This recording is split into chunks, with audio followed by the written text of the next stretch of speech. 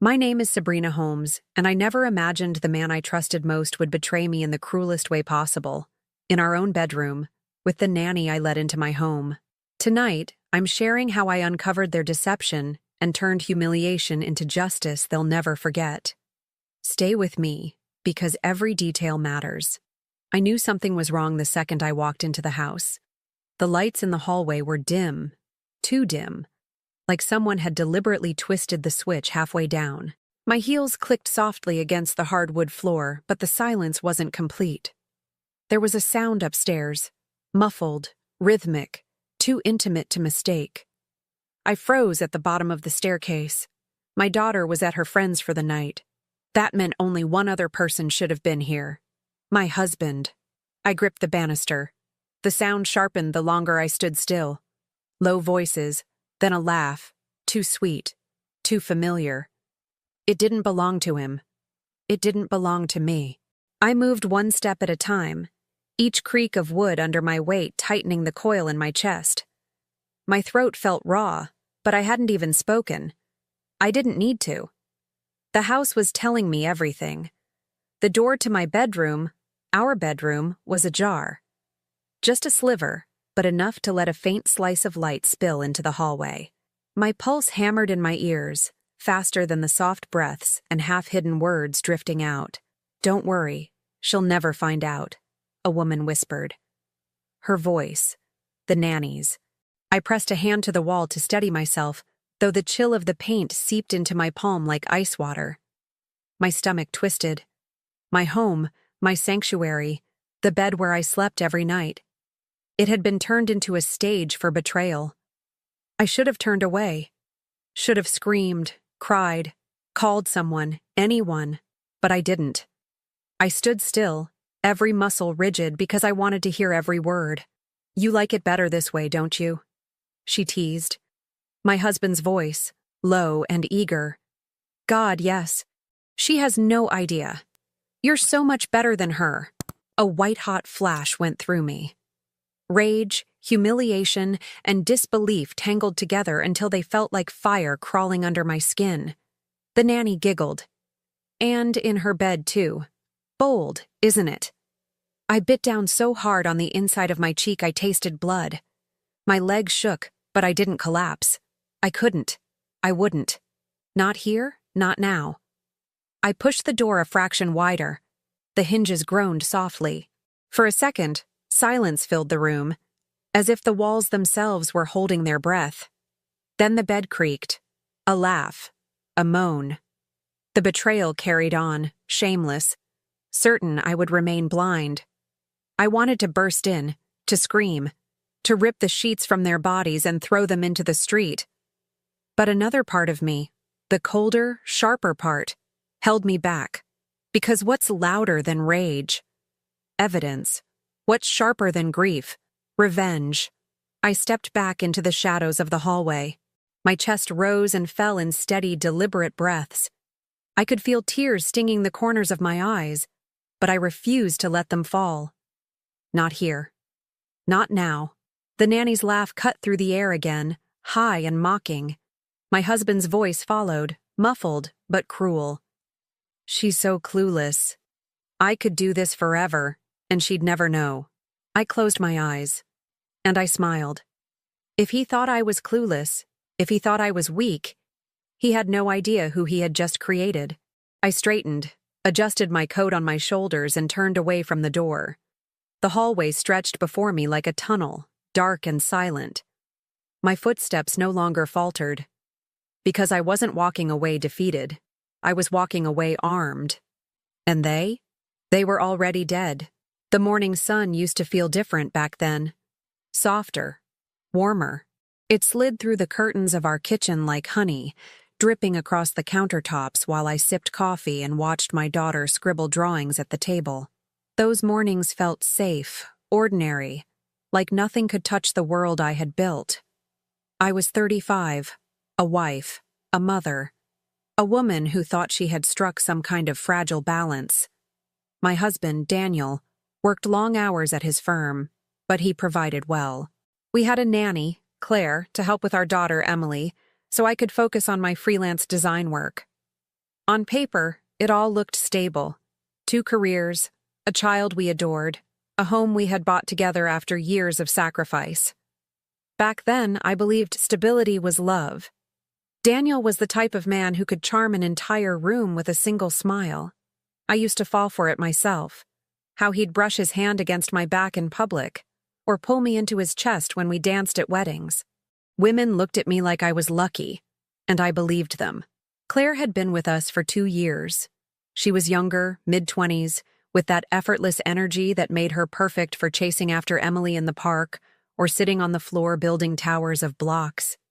She laughed easily, moved quickly, and always seemed to know exactly what Emily wanted before I did. It comforted me, at least in the beginning. Life was busy but manageable. Mornings were filled with laughter and the rush of backpacks. Afternoons with work deadlines. Evenings with dinners I tried to make special even when Daniel looked distracted. Sometimes he came home late, smelling faintly of bourbon and the city. I chalked it up to business meetings, client dinners. He would kiss my forehead, murmur about being tired, and head upstairs to shower. I never questioned it. Because when a woman wants to believe she's loved, she'll explain away the shadows. I had dreams then, small but bright ones. Expanding my design business, maybe opening a studio, taking Emily on trips, showing her the world, celebrating 10 years of marriage with Daniel by going back to Italy, where we honeymooned. I carried those plans like delicate glass in my hands, convinced they would never shatter. And in the middle of it all was trust. My blind, absolute trust. Claire became more than an employee. She slipped into the edges of our family life in ways I didn't notice until later. She'd join us for dinners when Daniel insisted, claiming it was rude to let her eat alone. She'd sit with us during movie nights, sometimes laughing louder than me at Daniel's jokes. I thought it was harmless. She was young, almost like a little sister figure. I even confided in her sometimes, telling her when Daniel's distance worried me, when I felt invisible. She'd listen with wide eyes, nodding, assuring me I was overthinking. How easy it is to hand someone the knife they'll later use on you. I remember one Saturday afternoon, a scene I replay now with a sick kind of clarity. We were in the backyard, Emily running across the grass while Daniel grilled steaks. Claire stood beside him, handing him plates, her laughter floating up into the air. It wasn't the laugh that caught me. It was the way Daniel looked at her. A flicker. Quick, but unmistakable. I told myself I imagined it. I had to. Because to admit what I saw would have meant destroying everything I believed was real. That was the ordinary world I lived in, comfort laced with denial. Still, cracks formed. Small comments Daniel made that sounded sharper than they should have. His sudden criticism of the way I dressed, or the dinners I made. The way he called Claire a lifesaver, more often than he called me beautiful. Each moment was a pebble thrown against the glass. Alone, they meant nothing. Together, they were building to a shatter. But at the time, I didn't see it.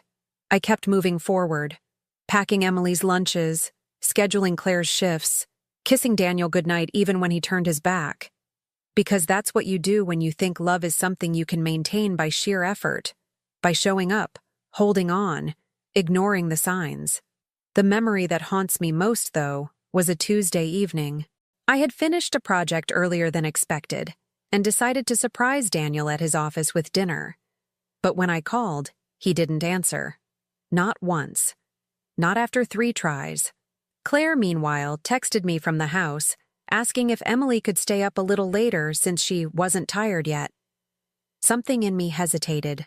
A whisper, faint but sharp. I ignored it.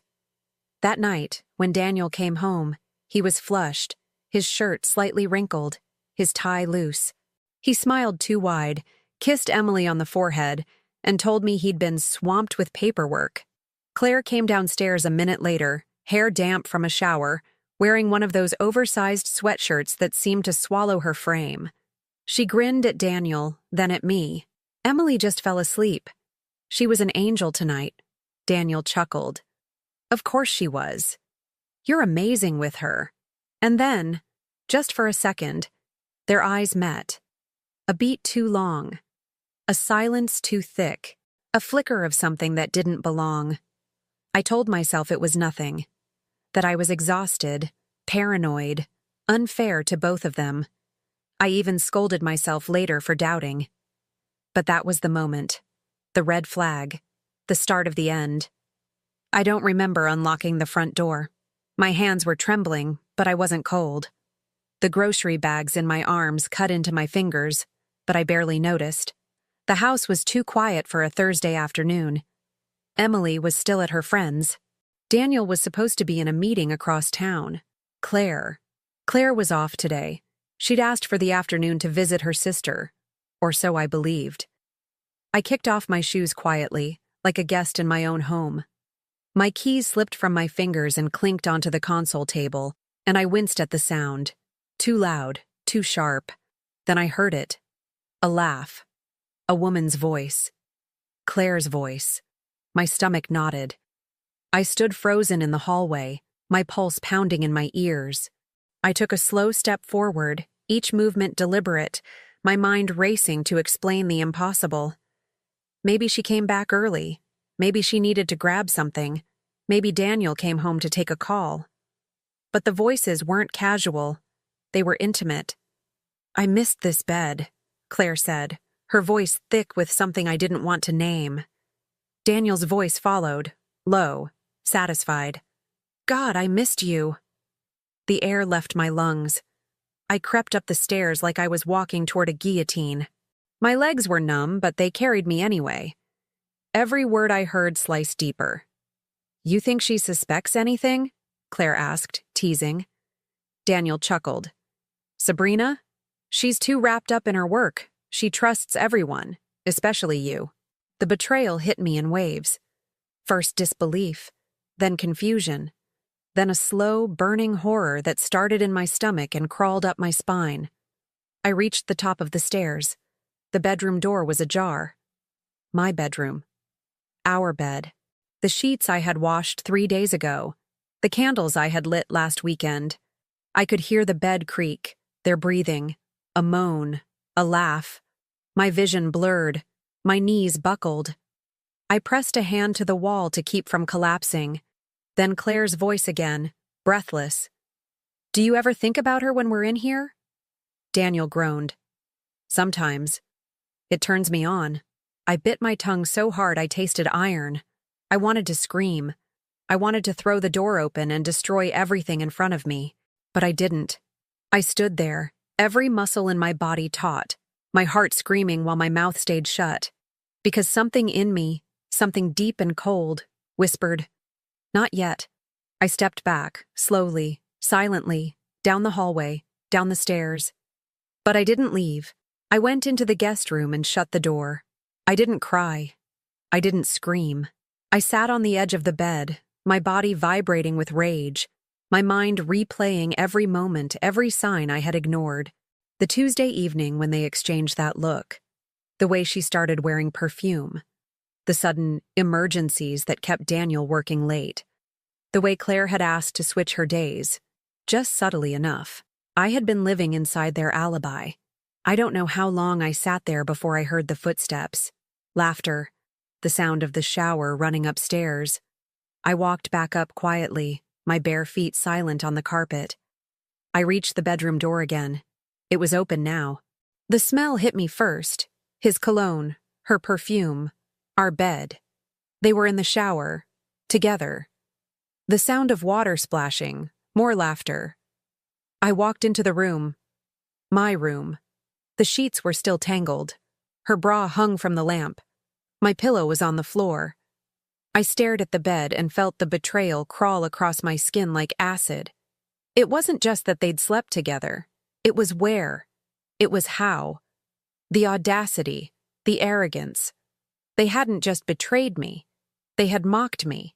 And suddenly I remembered something Claire said a few weeks ago. "I love how trusting you are," she'd told me once while folding laundry. I'd laughed. "Why wouldn't I be?"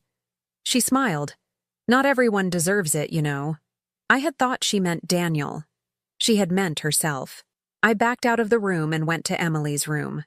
It was quiet, untouched, her little drawings taped to the wall, her stuffed animals lined up on the bed.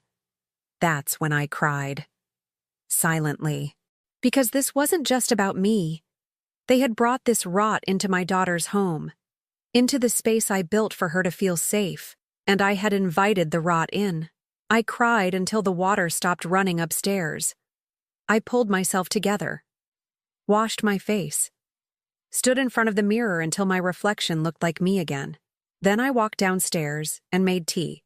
Because if they were going to play in my house, in my bed, under my roof, then they were going to learn what it meant to be hunted in my house too. They came down 15 minutes later. Claire's hair was wet, her cheeks flushed. She wore one of my shirts, and didn't even bother to button the top all the way. Daniel looked relaxed. Too relaxed. He kissed my cheek as if he hadn't just committed the most intimate betrayal of our marriage. "Hey, babe, you're home early." I smiled. Tight. Controlled. "I am." Claire smiled too, all innocence. "Emily still at her friend's?" I nodded. "Yeah." And then, slowly, "How was your sister?" Claire blinked, just for a second. Daniel looked at her, then back at me. "She was great," Claire said, recovering fast. "Thanks for asking." The silence that followed could have sliced glass. I sipped my tea. "Good," I said. "I'm glad she's alive." Daniel chuckled. "You're in a mood." I looked him dead in the eye and said nothing, because now I knew. This wasn't an accident. It wasn't a mistake. It wasn't a moment of weakness. It was calculated. It was repeated. It was planned. And they thought I would never find out. That night, I couldn't sleep. I lay in the guest room, staring at the ceiling, every breath heavy with betrayal. I thought about every time I had defended Claire. Every time I had excused Daniel's distance. Every time I had blamed myself for their lack of intimacy. And I realized something terrifying. I had built my life on the belief that love meant trust. But now I knew the truth. Love is nothing without respect. And once that respect dies, the only thing left is war. At 3 a.m, I sat up in bed. The house was silent again. I whispered into the dark, "They think I'm still asleep." Then I smiled. They have no idea I've already woken up. And just like that, the grief turned to something sharper, cleaner, more useful. Revenge. Not loud, not impulsive, not messy. Cold, calculated, precise. If they wanted to turn my home into a game, then I was going to change the rules. Starting now. The morning after, the house smelled like betrayal. I couldn't walk past the bedroom door without feeling bile rise in my throat. The sheets were changed, the pillows fluffed, but it didn't matter. The room was tainted. Every corner of the house was tainted. But they acted like nothing had happened. Daniel kissed me before work, the same routine he had perfected over the years.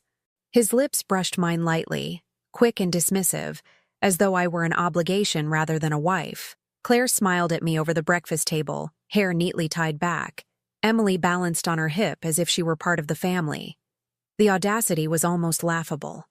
If I hadn't been hollowed out the night before, maybe I would have broken then, screamed, thrown them both out.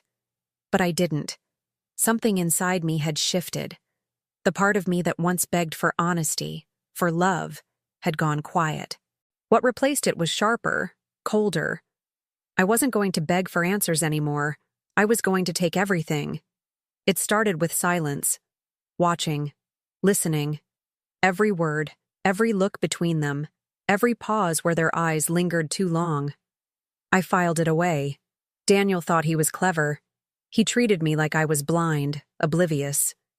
He still muttered about late meetings, still came home smelling faintly of perfume that wasn't mine. He underestimated me, and that underestimation was the first weapon I sharpened. One night, while he showered, his phone lit up on the nightstand. I didn't have to guess the name. Claire's text glowed on the screen. "Can't wait for tomorrow." Same time? I didn't open it. I didn't need to. Proof was better collected quietly. I set my tea down, staring at the glow of the phone until the screen went black. My reflection lingered faintly on the glass, unrecognizable in its calmness. I realized then, I wasn't broken. I was transforming. Claire underestimated me, too. She slipped through the house as if she owned it, humming while she folded laundry, telling me how much Emily adored her. She treated me like a background character in my own life. I watched her more closely.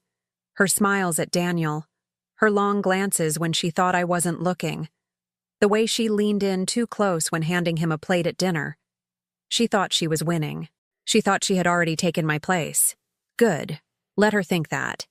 Because people blinded by arrogance always step right into the trap. The turning point came on a Saturday morning. Daniel announced he was heading into the office again. His voice was casual, almost bored, but his eyes flickered toward Claire when he thought I wasn't paying attention. "I'll keep Emily busy," Claire offered quickly, her tone light, practiced. I smiled at them both. "Perfect," I said. Inside, something snapped. Not in grief this time, but in clarity. I wasn't just going to expose them, I was going to destroy them. That evening, I walked past the mirror in the hallway. I paused, staring at myself the way you stare at a stranger.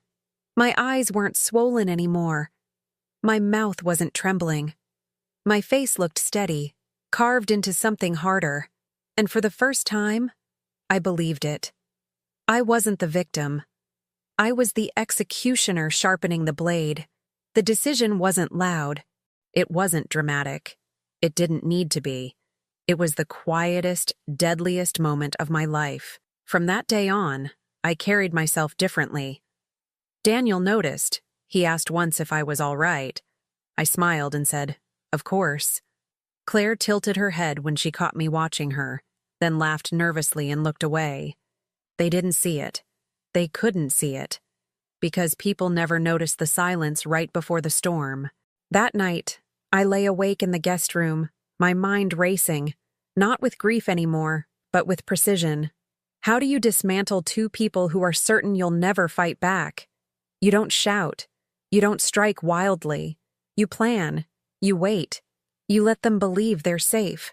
By midnight, I knew what I had to do. I turned off the light, stared into the darkness, and whispered to myself, "It begins now." The decision was one thing. The plan was another. If I wanted revenge, I couldn't simply expose them. That would be too quick, too merciful. What I wanted was permanence. Something that would strip them of dignity, money, and the smug confidence they wore like perfume. So I started small, silent, careful. The first weapon was information. Daniel guarded his phone like it was an organ. He never left it unattended for long. But arrogance makes people sloppy. One night, after he passed out on the couch with a half-empty glass of whiskey, I eased it from his hand. Face ID. Locked. But Daniel had a tell. When he scrolled through something, he often tilted the phone just slightly, enough for me to glimpse his code before. 6 digits. A sequence I had seen his fingers tap into his work laptop. I tried it. The screen lit up. Unlocked. My breath caught in my throat. I expected guilt, maybe excuses. What I found was worse. Message threads, photos, videos. Claire. Always Claire. I forced myself to keep reading, to memorize, to screenshot. I transferred everything quietly to a backup drive I bought with cash the next day. Every image, every word, time-stamped, undeniable. But it wasn't just about sex. Buried between their filth were discussions that chilled me deeper. You think she'll ever find out? Even if she did, she's too weak to do anything. Don't worry. Once the accounts are set, we're untouchable. Accounts. Plural. That single word changed everything. It wasn't just betrayal of the body. It was betrayal of the future. He wasn't just humiliating me. He was siphoning money, building a life with her. And suddenly, the revenge sharpened into something bigger than humiliation. It became survival. I started studying his movements. His late nights, his expense reports, the credit card bills he carelessly tossed into the drawer. I learned where the money was going. A rental apartment across town, tucked under Claire's name. He was building her a new life on my back. I copied everything, quietly, patiently. But the more I gathered, the closer I came to being caught. One night, while pulling receipts from his briefcase, I heard his footsteps in the hallway. My hands shook, stuffing papers back into the folder. The door creaked open. He squinted at me. "What are you doing?" I smiled, heart pounding. "Looking for the electricity bill. I think I misplaced it." He grunted, kissed my forehead, and walked off. I didn't exhale until I heard the shower running upstairs. Another time, Claire nearly caught me when I installed a discreet camera in the living room clock. She walked in early, humming, her arms full of groceries. "Need help?" she asked. I froze, screwdriver in hand. "Just fixing the batteries." She laughed, tossing her hair. "You're always so handy." If only she knew. Within weeks, I had hours of footage. Not always clear, but enough. Daniel's hand brushing her thigh when they thought I wasn't looking. The stolen kisses in the kitchen, her whispering promises that she was better than me. I didn't just want evidence. I wanted an arsenal. So I broadened the plan. I went to the bank, quietly pulling statements, tracing transactions Daniel thought I'd never see. Transfers to an account under Claire's maiden name. Thousands, moved in increments. The pieces began to click. They weren't just cheating. They were plotting. He was preparing to leave me broke, humiliated, raising our daughter alone while he built a shiny new life with her. No, not anymore. Every discovery fueled me, but also tightened the wire of suspense. One slip, and the whole act would crumble before I was ready. One evening, as I sat at my desk backing up files, Emily patted in, rubbing her eyes. "Mommy, why are you still awake?" I pulled her into my lap, my throat tightening. "Just finishing some work, sweetheart." She laid her head on my chest. "You work too much." I kissed her hair. Not for long, because this wasn't just my war. It was hers too, even if she didn't know it. The plan grew teeth. Step 1. Gather undeniable evidence. Done. Step 2. Secure my future. I met with a lawyer under the pretense of estate planning. I asked questions that revealed everything I needed. Custody leverage, financial separation, how infidelity and hidden accounts could dismantle Daniel in court. The lawyer never suspected the truth, but I walked out armed with a map. Step 3. Set the stage. Public. Painful. Irreversible. The more I thought about it, the clearer it became. Daniel and Claire didn't just deserve exposure. They deserved annihilation in front of everyone who believed their lies.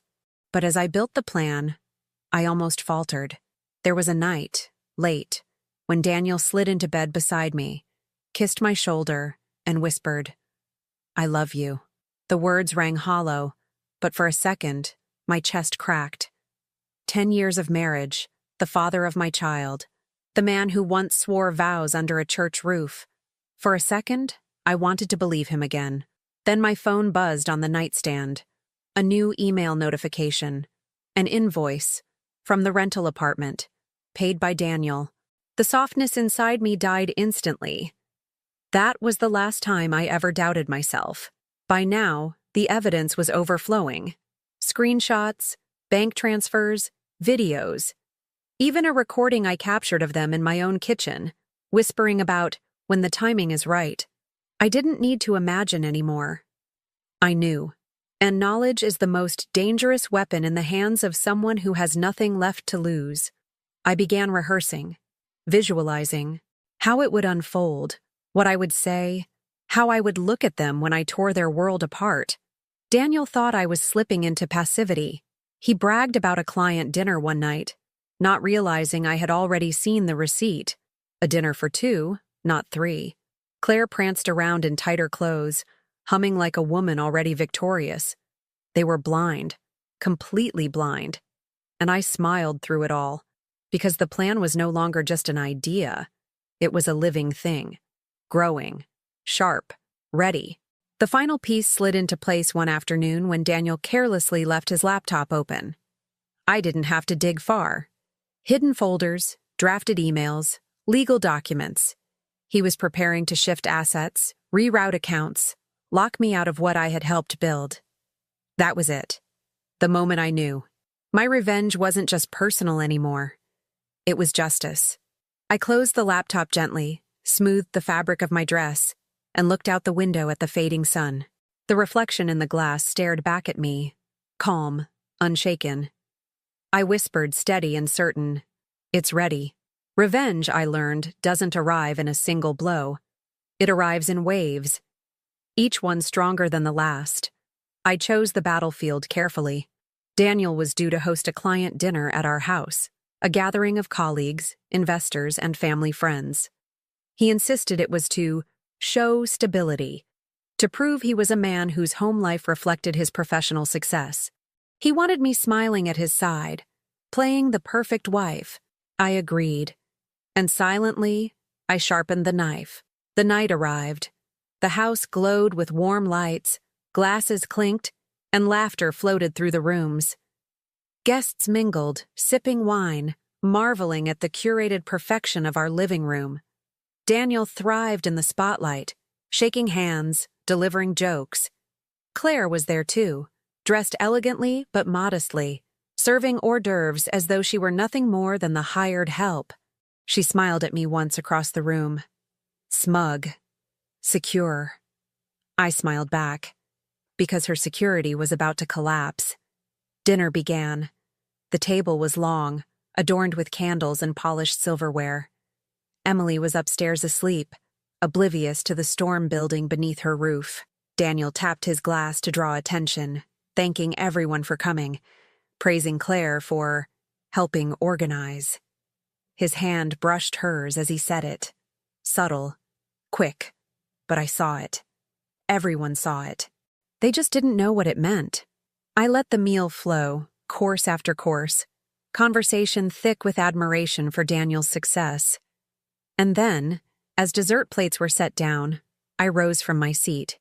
"Before we close the night," I said softly, my voice carrying over the clinking glasses, "I want to share something, a celebration, if you will." Daniel looked at me, confused but smiling. "Of course, sweetheart. Go ahead." I picked up the remote hidden beneath the folds of my napkin. With one click, the room's main screen flickered to life. Guests turned in surprise, murmuring. At first, a slideshow began, photos of family vacations, birthdays, happy moments. Daniel relaxed, chuckling, nodding at friends. "My wife loves to document everything," he said. Then the slideshow changed. A photo of Daniel and Claire, in our kitchen, his hand on her waist, her lips pressed to his cheek. The room went silent. Another image. Them tangled together on our bed, their faces unmistakable. Gasps filled the air. Forks clattered against plates. Daniel shot to his feet. "Sabrina, what the hell are you doing?" I tilted my head, calm, steady, showing them the truth. The video rolled next, grainy footage from the living room clock camera. Daniel pulling Claire close, whispering into her ear. Her laugh echoing across the speakers. Claire's face drained of color. This isn't... But the screen betrayed her. Audio played, their voices sharp and damning. "She'll never know. She's too weak to fight back. You and me, Daniel. Soon it'll just be us." Murmurs erupted around the table. Colleagues shifted uncomfortably. One investor whispered harshly, "This is the man handling our accounts?" Daniel's face flushed crimson. He lunged for the remote, but I stepped back, holding it tight. "Sit down," I said coldly. The command landed harder than I expected. He froze, his authority stripped bare in front of everyone. The video ended with a final clip. Daniel transferring funds into Claire's account, spreadsheets pulled from his laptop. Numbers didn't lie. Neither did the timestamp. I turned to the guests, my voice level. For years I trusted Daniel. I trusted Claire. But while I built this home, they conspired under this roof, stealing my husband's fidelity, stealing our family's money, stealing my dignity. Every eye in the room was on them. Every ounce of respect Daniel had cultivated bled out onto the floor. He tried to recover. This is taken out of context. Context? I snapped, my voice slicing the air. The context is simple. You betrayed your wife, your daughter, and every person who believed your mask. Claire's chair screeched as she stood. She's lying. She fabricated this. But the evidence drowned her. Screenshots, videos, transfers, all projected, undeniable. One colleague muttered, "God, this is humiliating." Another whispered, "His career is over." Daniel slammed his hand on the table. "Turn it off, Sabrina." I leaned forward, staring him down. "You wanted this house to reflect your success. Tonight, it reflects your failure." The silence that followed was suffocating. Guests began to stand, shaking their heads, muttering excuses to leave. Investors pulled phones from their pockets, already texting, already distancing themselves. Daniel's empire was crumbling in real time, and I wasn't done. As the last slide faded, I held up a folder. "Everything you just saw has already been sent to the firm's board, and to my lawyer." Daniel's face went pale. "You wouldn't—" "I already did." The weight of those words landed like a guillotine. He sank back into his chair, jaw tight, eyes blazing. Claire stammered, reaching for him. "Daniel, say something." He shoved her hand away. For the first time, cracks split their alliance. Perfect, because betrayal doesn't just deserve exposure, it deserves isolation. The guests cleared out, one by one, leaving only the three of us in the ruins of the evening. Daniel turned on me, his voice low and venomous. "Do you have any idea what you've done?" I met his glare with steel. "Do you?" Claire clutched her purse, trembling. "She's insane, Daniel. We can still fix this." I laughed, cold and sharp. "Fix this? Claire, you'll be lucky to get a babysitting job after tonight. And Daniel—" I let the silence hang, heavy, before finishing. "You won't just lose me. You'll lose everything." He lunged forward, but stopped short when I lifted my phone. "One more step," I warned, "and the final file goes public." His eyes flickered. He knew I wasn't bluffing, because the final file was the insurance. The one thing I hadn't shown yet. The shocking final blow came the next morning. Daniel woke to his phone buzzing nonstop. Calls, messages, emails flooding in. The board had suspended him pending investigation. Investors had pulled out. His accounts were frozen, flagged for irregular transfers. And then the story broke, because I leaked it. All of it. Local news outlets picked it up first. Prominent attorney caught in affair and embezzlement scandal. Photos, videos, bank statements. Daniel's face plastered across screens, not as a leader, but as a liar. By noon, Claire's name was trending too. Parents warned each other not to hire her. Friends unfollowed her. Her number leaked online. Daniel stormed into the kitchen, his face wild. "You ruined me!" I stirred my coffee slowly. "No, Daniel. You ruined yourself. I just showed the world." He slammed his fists on the counter. "You think you've won?" I looked up at him, calm as steel. "I haven't just won. I've ended you." The final file had done its work, and there was no way back. When you destroy someone publicly, the silence that follows is louder than their protests. The morning after the dinner, the house felt hollow. Not mine, not his, just a shell. Daniel paced, red-eyed, his phone buzzing until he hurled it against the wall. Claire had left before sunrise, mascara streaked, whispering about finding a way to fix this, as if there were still glue strong enough to hold together the pieces. By noon, Daniel's office released a statement. Suspension pending investigation. Legal jargon wrapped around humiliation. I watched him read it aloud, his hands trembling, his voice cracking. For the first time, I saw him without armor. Not the charming attorney, not the confident husband, just a man stripped bare. He tried to call people, friends, colleagues, even family. Most didn't answer. Those who did spoke in clipped tones, distancing themselves, shutting doors one by one. Betrayal poisons reputations faster than fire consumes paper. Claire's downfall was swifter. Parents who once trusted her with their children texted, "Don't bother coming back." A video of her giggling in my kitchen spread online, clipped and replayed until her name became synonymous with shame. I heard she left town within days.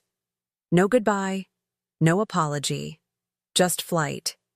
Daniel didn't have that luxury. He still had me. And I wasn't finished. The divorce papers arrived quickly. My lawyer filed with every shred of evidence attached: infidelity, financial misconduct, embezzlement. The court leaned heavily in my favor. Custody of Emily? Mine. The house? Mine. The accounts he hadn't siphoned away? Frozen, pending investigation. Daniel begged. Not loudly. He didn't have the dignity left for that. Quietly, in the late hours when his voice cracked under the weight of loss. Please, Sabrina, don't take everything. Don't ruin me completely. I looked at him across the table, calm as stone. You ruined yourself. I just handed you the mirror. He wept. And I felt nothing. But revenge doesn't just live in legal documents. It lives in the moments when they realize there is no recovery. Weeks later, I passed him on the street. He looked older, shoulders hunched, hair thinning from stress. He opened his mouth as if to speak, but the passerby who recognized him first spat on the ground and muttered, "Disgusting." Daniel shut his mouth, lowered his head, and walked away. That was when I knew. The punishment had outlived the crime. Emily never asked about Claire. Children sense when someone no longer belongs. Daniel visited, under supervision, trying to smile, trying to pretend. She hugged him politely, but when she ran back to me, I saw the truth. She felt safer with me. The bond he'd broken could not be rebuilt. Justice isn't just losing money, it's losing legacy. And yet, I wanted one last stroke. One final blow they wouldn't see coming. So I waited. Patient. Quiet. The court date arrived for Daniel's disciplinary hearing. Colleagues, board members, and a handful of reporters packed the chamber. He stood there, hollow, trying to argue that his actions had been exaggerated, twisted. The judge cleared her throat. "Mr. Holmes, do you deny the evidence submitted by your wife?" Daniel hesitated, sweat glistening on his forehead. "It was private. It should have stayed private. My marriage shouldn't be used as—" I rose from my seat in the gallery, my voice steady. "This isn't just about a marriage. It's about trust, fraud, and respect." All eyes turned to me. Daniel's face drained of color. The judge nodded. "Mrs. Holmes, your testimony is already on record. Do you wish to add something?" "Yes." I handed the clerk a final file. One Daniel had never seen. The projector flickered. A new video appeared. Not just Claire this time. Others. Women from his office. Assistants. A secretary he once claimed to fire for incompetence. Footage, messages, money trails. The pattern stretched back years. The room erupted. Gasps, whispers, outrage. Daniel staggered forward, his hands outstretched. "Sabrina, please." I didn't flinch. "You thought Claire was your only mistake? She was just the last one dumb enough to stay." The gavel struck. Order restored. But the damage was done. Not just suspension. Disbarment proceedings. Criminal charges looming. The look on his face, pure, naked horror, was the last image I wanted burned into my memory. That night, I sat alone in the kitchen. The same kitchen where Claire once laughed, where Daniel once lied. The house was quiet, safe again. I poured a glass of wine and let the silence settle around me. Not grief, not rage, just the calm after the storm. I had taken everything they thought untouchable. His career, her reputation, their arrogance. I hadn't just won. I had rewritten the ending. And yet, the real twist wasn't what I did to them. It was what I became. I used to believe trust was my greatest strength. But trust is fragile, easy to weaponize. Now, my strength was clarity. Daniel and Claire thought they had chosen me as their victim. They didn't realize they'd created their executioner. And as I finished my wine, I whispered into the dark, "This isn't just revenge. It's rebirth." Thank you for watching my story until the very end. Every betrayal leaves scars, but sometimes it also gives us the strength to rise stronger than before. I'd love to hear your thoughts. Have you ever witnessed a betrayal that changed someone's life forever? Share your experiences in the comments below, because your voice matters here. And if this story moved you, make sure to hit the like button and subscribe, so you never miss the next tale of justice served cold. And that wraps up today's story. Now we want to hear from you. Where are you watching from? Drop your city or country in the comments, and let's see how far these stories reach. If this story moved you or gave you chills, give it a like, share, and subscribe for more powerful stories. One last thing, rate the story from 1 to 10 in the comments. Your feedback helps us bring you even better ones next time. Thanks for watching. We appreciate you being part of this storytelling journey.